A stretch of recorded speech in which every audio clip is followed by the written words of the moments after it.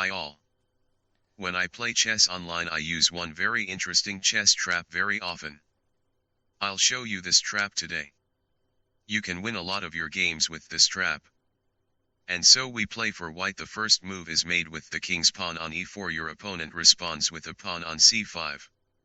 This trap is useful when your opponent is playing the Sicilian defense. And so he moved the pawn to c5. Further, in theory, take the horse out.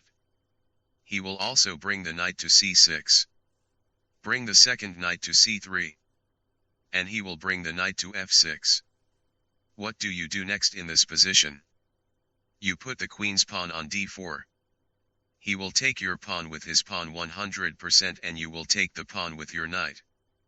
Then very often the black queen enters here on b6.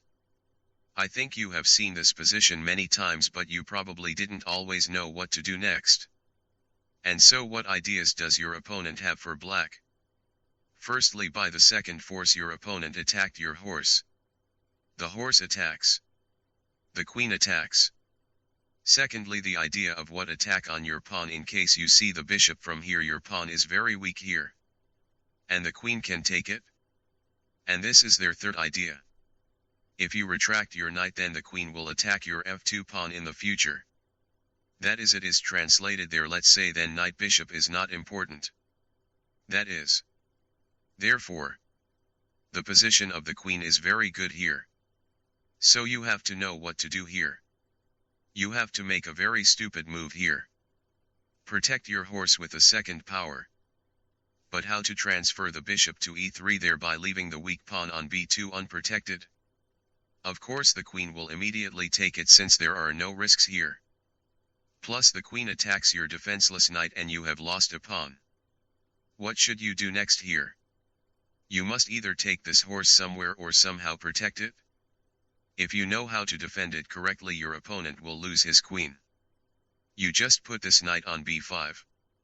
You have protected your knight on c3, plus you attack on c7 with the possibility of a fork on the king and rook. Therefore your opponent will now deal only with this issue since he needs to save the rook. That is, either move the king, but he will not do this, so he will most likely put his rook on b8. Now you cannot fork on the king and on the rook and will not take the rook. But the goal was completely different. Since he had to make this very move in order not to lose the rook, you simply put your rook on b1. Attack the queen. Now since you protected your knight, you blocked the queen's retreat with your second knight. The black queen has absolutely nowhere to go. The rook attacks him. Here on a3 cannot go as the knight takes it. Here the rook is everywhere. This is understandable. And he cannot take the knight, so the only way out here is to take your rook with the queen. And then you simply take the black queen with your queen or knight, but better with your queen. This is such a great trap in the Sicilian defense. This way you can easily take the queen, and after that of course your opponent will not play further. Since it will be difficult to play without a queen. I think this trap is very clever and cunning, and your opponent will always want to take the pawn on b2. I repeat myself very often. In fact, I use it if the Sicilian defense is being played against me, since the queen's move to b6 is very frequent. After that I immediately start this trap. Almost always the opponent starts to take the pawn on b2. Even if he suspected that I was catching his queen, then he simply loses a rook.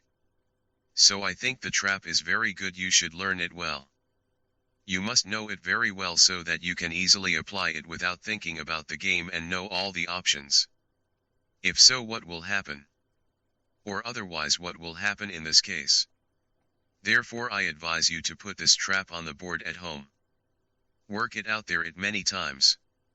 And then it will definitely be well remembered, and you can always use it in the game at any time. Therefore when the Sicilian defense is played against you, you will already be waiting for this trap. You will be waiting for this move of the queen to b6. And when this move will take place, your opponent will think about how to play further. And you with great passion and pleasure will already catch him in this trap. And again, if you don't even catch the queen, you will catch the rook.